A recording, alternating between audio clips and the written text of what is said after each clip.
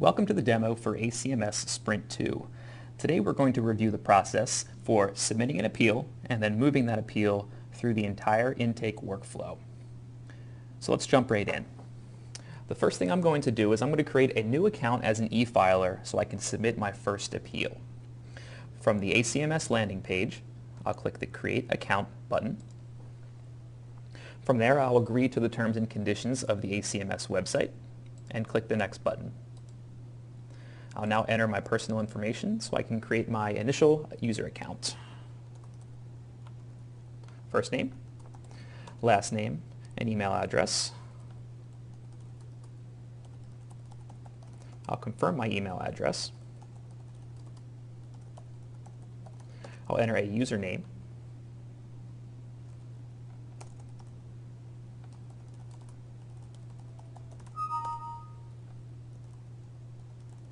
And I'll choose my account password.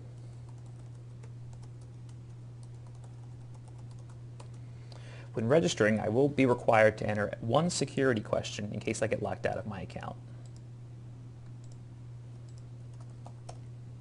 And finally, I'll have to answer a quick CAPTCHA to verify that I am not a robot.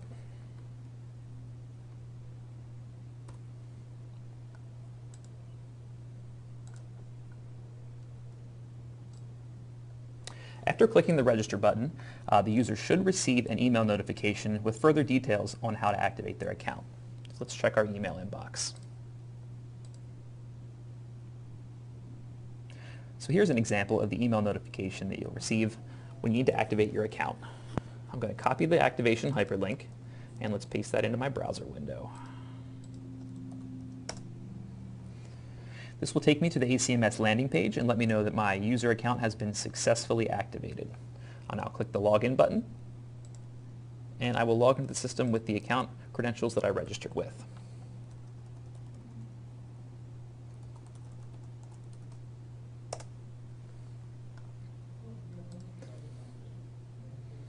The first time an e-filer logs into the ACMS system, they'll be taken directly to their claimant profile, where they can enter all required information needed before submitting a claim. So I'll select my date of birth. I'll scroll down and complete the other required fields. I'll choose the language of preference. For the purposes of this demo, we'll assume that this demo user is a Spanish-speaking individual.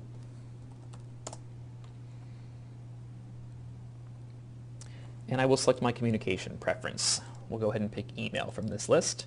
And finally, I'll choose my county of residence.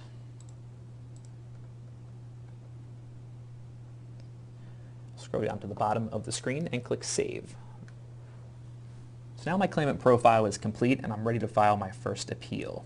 I'm going to click the Home button, take us back to the main dashboard, and I'm going to click the Submit New Hearing Request button. This will take me to the e-file wizard for submitting an initial hearing request to the state. The first step here is to select a program for the issue that you'd like to appeal. We'll go ahead and choose CalFresh. After selecting the program, you can select the responsible agency or the county that's responsible for processing your claim.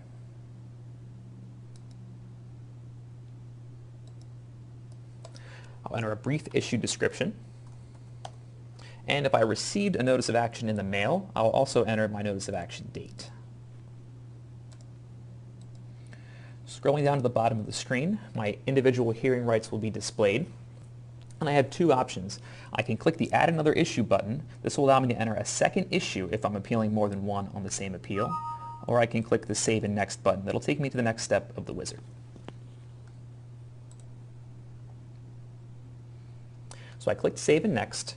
So now it will take me to the Additional Beneficiary screen. So if I'm filing this claim on behalf of another individual, I can select the Yes button and I can enter that additional beneficiary information.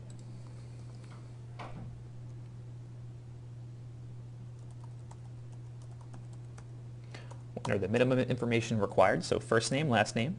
We have to specify our relationship to the individual that I'm filing on behalf of, so we'll choose parent. And then you can select one or more issues that you've linked to your appeal. So we'll choose this CalFresh issue with the December 1st notice of action date. You do have the ability to enter multiple beneficiaries on a single appeal using the Add Another Beneficiary button. Once you've added all beneficiaries that you need on your appeal, you can click the Save and Next button.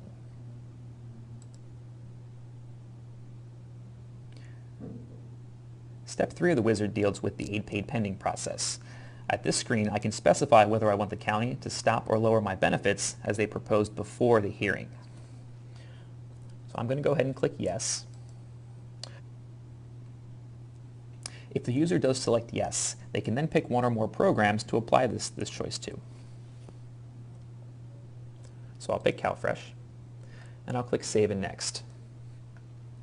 This will take me to step 4 of the wizard, which is where I'll enter my preferred language information. Now this info was initially sourced directly from the claimant profile, so you don't have to enter anything as long as your profile is complete. I'll click the Save and Next button to move on to step 5. Step 5 deals with an authorized representative. If you do have an authorized representative to log onto your appeal, you may click the Yes button, and you can enter that authorized rep's information.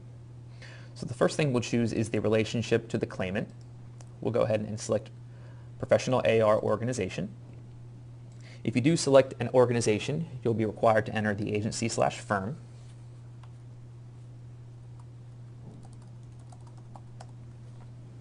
And then you can also select how you would like this authorized rep to receive email notifications in relation to the appeal. We'll again select email, and at that point I'll be required to enter the authorized rep's email address.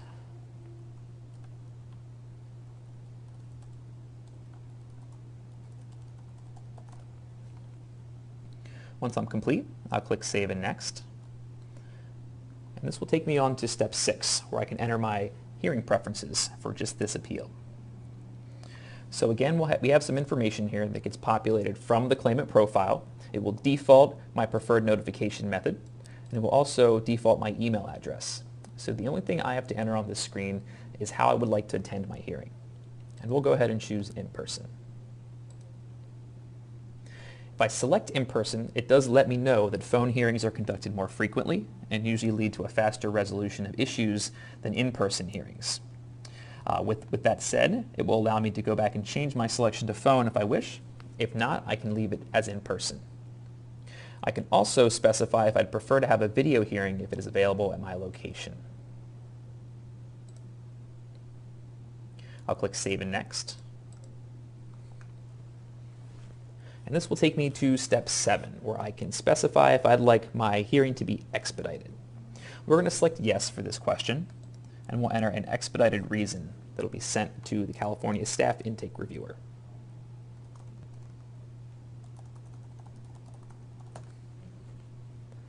Click Save and Next again. And we'll move on to step 8, the supporting documents section. So this is an optional section for the e-filer. If they have any supporting documents such as an AR form or other benefits related information, they can upload it here during the e-file process. I'll select No and click Save and Next. This brings me to the last step of the e-file process, which is the summary of my hearing request. I can review this for accuracy, go back and make changes to any of the screens using the buttons on the top of the form. And when I'm ready, I can scroll to the bottom of the screen and hit the Submit button.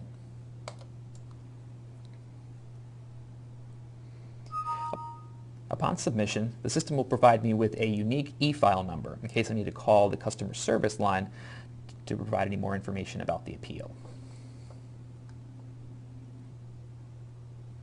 So I'll click the Home button, and we can now see that my filed appeal is now displayed on the bottom of the form in the appeal tracking inbox. Any appeal that's created by the claimant will be displayed on this inbox, so they can log back in and check the status at any time. I'm going to sign out of the application. And now that the appeal has been submitted by an e-filer, we're going to log in as a staff user to start the initial intake process. Since the appeal was submitted with a request for Expedite, the first step will be for the intake staff user to review the Expedite request. So I will log in as an intake staff.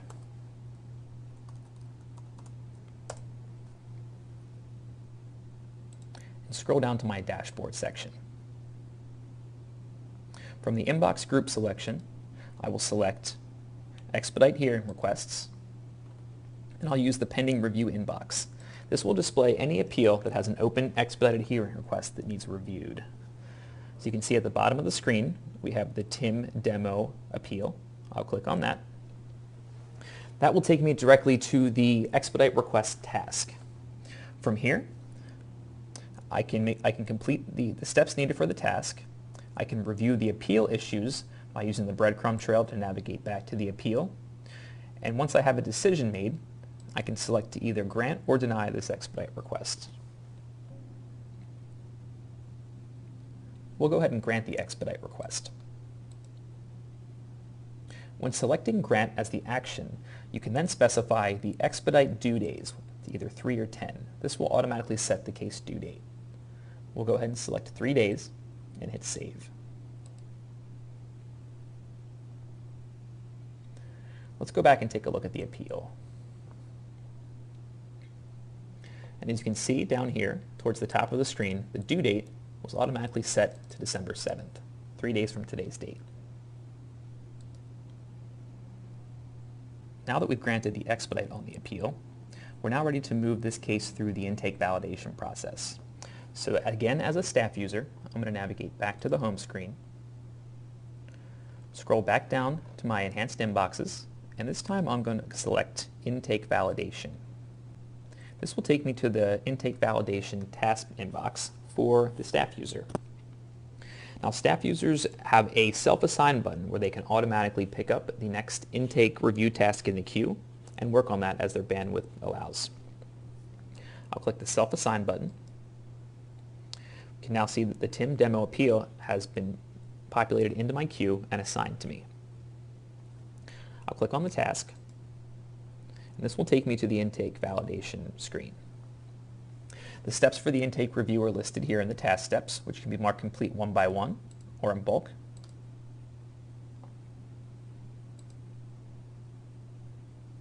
Additionally, you can enter the date that you completed the intake review task.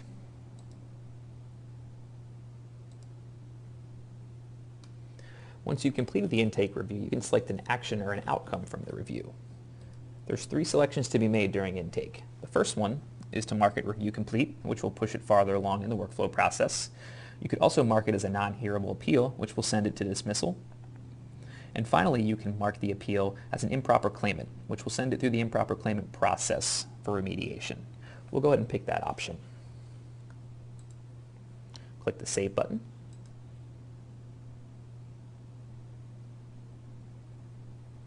Now our intake review task has been closed.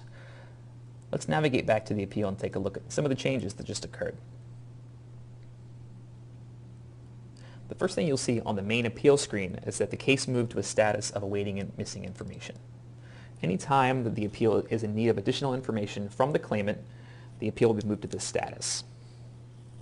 Additionally, if we go to the Documents screen, we can see that an improper claimant letter was generated onto the appeal. This same letter was emailed to the claimant, letting them know that they have an improper requester tied to their appeal. Let's take a look at that email and then run through the improper claimant process for the claimant. So I'll go back to my e-filer's email, and we can see that we've got a link for the improper claimant letter in our inbox. Let's go ahead and navigate to this link. Before viewing the letter, the claimant will need to log into the ACMS system.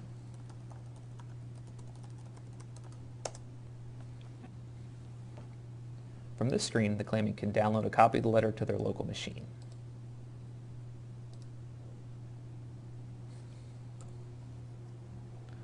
Once they've reviewed the letter, they can also upload their authorized representative form from the home screen of their e-file account. So we'll close out the letter. I'll click the Home button. And you can see we have an alert on the e-filer's dashboard, which lets them know there is missing information for this case. I'll click on the case number hyperlink.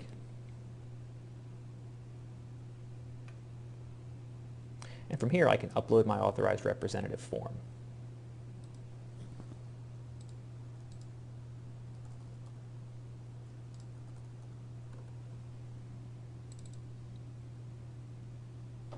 I can select the type of form I'm uploading, as well as give it a unique title.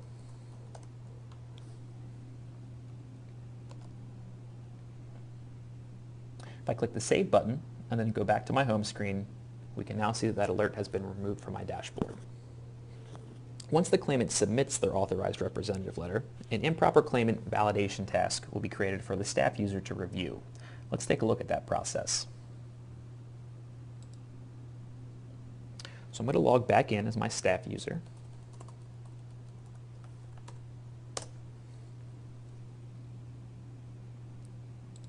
I'll scroll down to the bottom of the screen, and for my inbox group selection, I will pick improper claimants.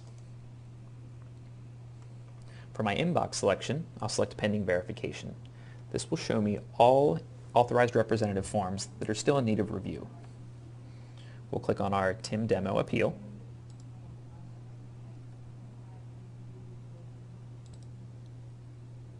After clicking on the appeal from the queue, I can now review the authorized representative form and action the improper claimant task. So the staff user can click on the appeal breadcrumb trail. They can navigate back into the case documents to make sure that the proper documentation was uploaded. And then once they're ready, they can navigate to the task and mark the task as either AR form verified or AR form incorrect. We'll go ahead and mark this form as verified.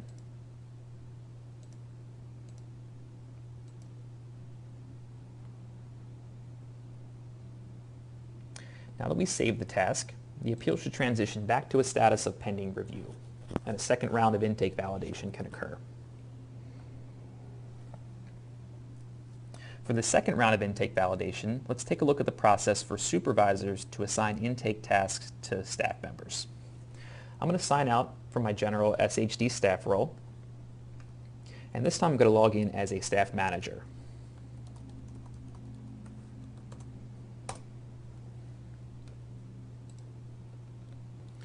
Once logged in as a staff manager, I'll see a few additional cues that standard staff users do not.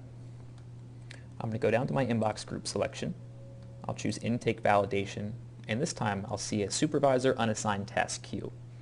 This queue allows me to assign any intake validation task to a specific staff member.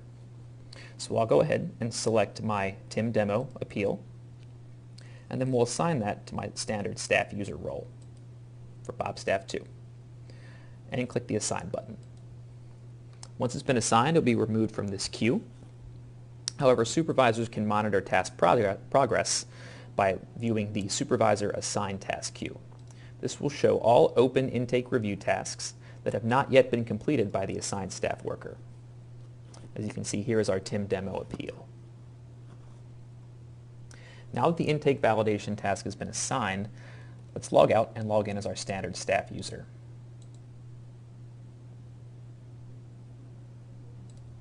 Now that I'm logged back in as my standard staff user, I'll scroll back down to my inboxes.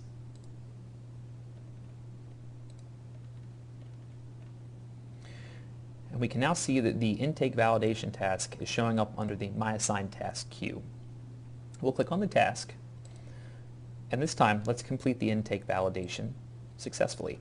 So we'll select Review Complete from the Action dropdown and hit Save. Now that the intake review has been completed, let's go back and take a look at the appeal status. So we can see the appeal has now been moved to pending scheduling.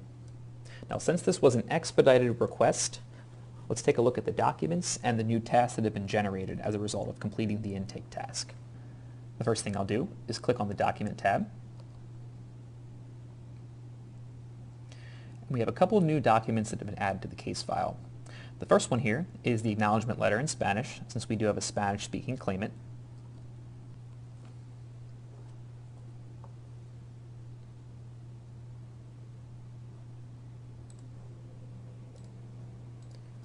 The second is a copy of the acknowledgement letter in English. Each time that a notification letter is sent in a different language, an English copy will also be added to the case file. And finally, a copy of the Pub 412 regulations are also added to the appeal. In a later sprint, these documents will be combined into a single file in PDF format. Now let's take a look at the tasks that were generated as a result of completing the intake task.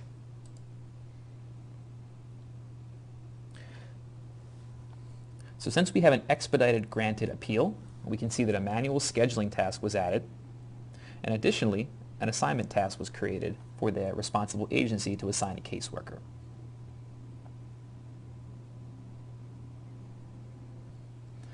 So I'm going to sign out as my intake staff role and log in as a county admin.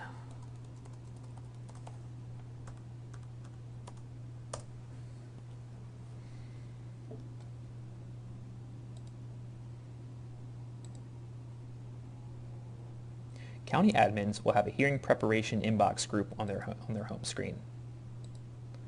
Additionally, they'll have a cases pending assignment inbox, which will display all cases for their county that are in need of a caseworker. At the bottom of the screen here, we can see that our TIM demo appeal has now populated into this queue. So I'll click on this item. From the assignment task, I'll click on the caseworker dropdown. This will display all caseworkers that are linked to the specific county for the appeal, in this case Alpine County. I'll choose my Alpine County staff worker. From the action dropdown, I'll click Assign and then click Save. This will close out the assignment task.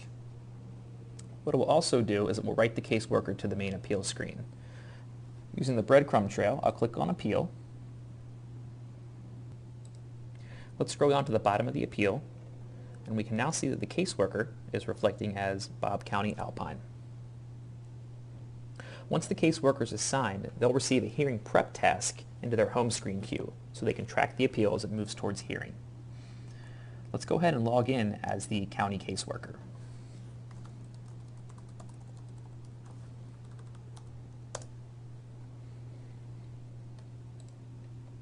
From the county caseworker's home screen, they'll now see that they have a hearing prep task assigned for this appeal.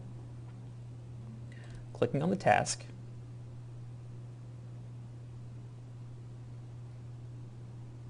they can then indicate when they've completed the hearing preparation, and this will remove it from their home screen queue.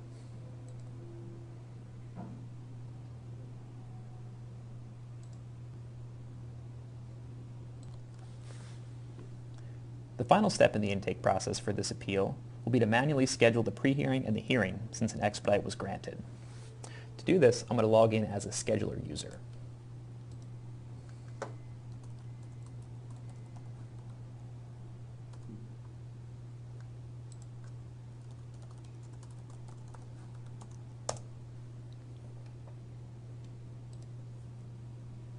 For my inbox group selection on the home screen, I'll choose Scheduling, and then I'll select Manual Scheduling Tasks.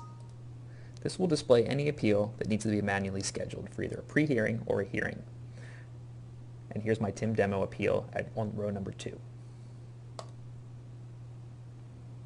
So we'll click on that line. That will take me to the manual scheduling task.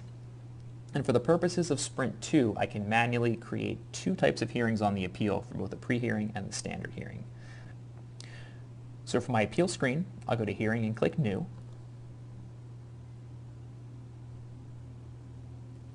First, let's go ahead and manually schedule the pre-hearing onto the appeal. So we'll select pre-hearing from the hearing type. We'll select a hearing date and time.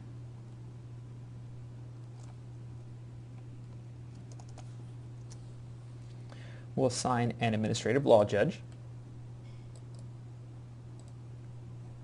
and click Save. Now that my pre-hearing's been logged, let's go ahead and add the hearing.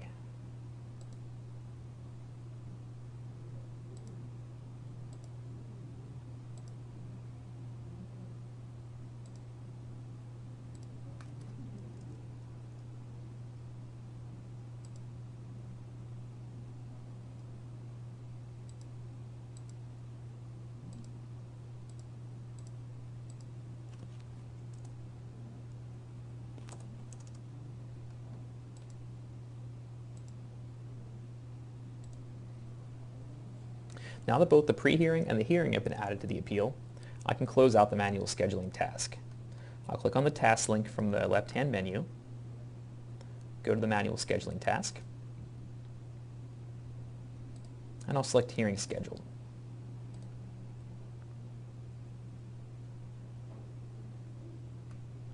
Once I close out this task, the appeal will move to a status of scheduled, and several new documents will be added to the case file. Let's take a look at those now. I'll click on the document link from the left-hand side. We can see we have several new letters that have been added to the appeal. The first one here is an Expedite request granted letter, letting us know that the Expedite was granted. Next, we have a pre-hearing conference letter that's sent to the claimant. And then finally, we have the notice of in-person hearing letter that also goes out to the claimant. These three letters are all generated automatically whenever an appeal moves from pending scheduling to the scheduled status. That concludes the ACMS Sprint 2 demo. Thanks and have a great day.